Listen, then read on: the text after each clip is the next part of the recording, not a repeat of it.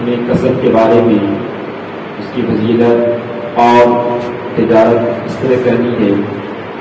بازار میں کس طریقے سے جانا ہے اور حرام مال سے کس طرح بچنا ہے، یہاں تک کہ شبہ مال سے بھی بچنا ہے، احتیاط برتنی ہے۔ ایک مرتبہ حضرت عمر بن عبد العزیز کا واقعہ ہے، مال غنیمت میں سے کیا ان کا واقعہ ہوتا ہے، آپ اس کو سنیے۔ حضرت عمر بن عبد العزیز رضی اللہ تعالیٰ عنہ کی خدمت میں ایک دفعہ مال غنیمت میں مشکل آیا گیا، آپ رضی اللہ تعالیٰ عنہ نے ناک بند کر لی اور فرمایا کہ اس کا نفع تو اس کی خوشبو سونگھنا ہے اور یہ سب مسلمانوں کا حق ہے، میں اکیلا اس سے نفع اٹھانے کا مجاز